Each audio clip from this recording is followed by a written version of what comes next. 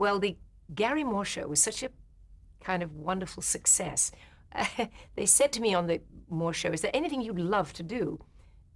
And I do not know why I said it. I said, I've never been a cowboy. I'd love to be a cowboy. It would be fun. And here is this British lady on Broadway. What the heck am I saying? But Carol thought it would be kind of a wonderful gimmick.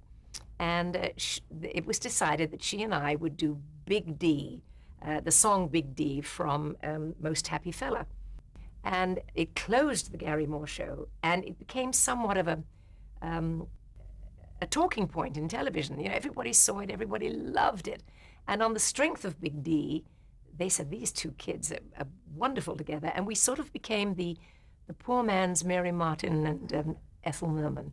And it was decided that CBS again decided that maybe we'd do something crazy, like a big variety show at Carnegie Hall. And Mike Nichols was asked if he would write a few little between sketches, between themes that would keep the audience happy while we were changing costume and things like that. I don't even think his stuff was even on camera in those days. It was just voiceovers that we played for the audience while scenes were being changed or whatever. What other material did you perform? Oh gosh, well we performed. Of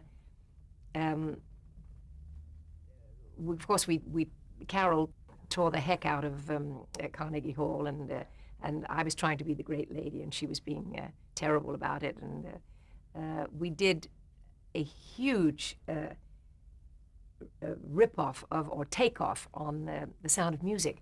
And of course, at the time, I had no idea that I'd be going to make the movie of The Sound of Music. And we did The Swiss Family Pratt, I think it was. And Carol was the 13th child and the pain in the butt, and I was Mummy, and I had all these kids. And it was a hugely funny, silly piece that we loved doing.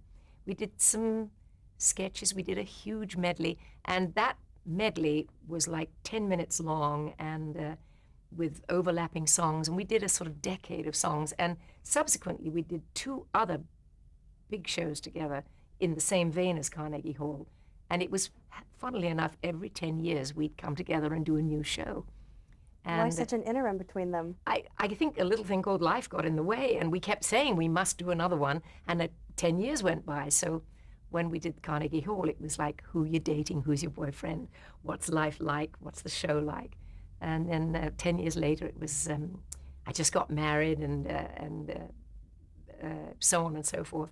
10 years later, it was, I can't rehearse for very long because I have to take the kids to the parent-teacher conferences, and it was a kind of wonderfully funny running gag between us. You know, 10 years later, what else is new?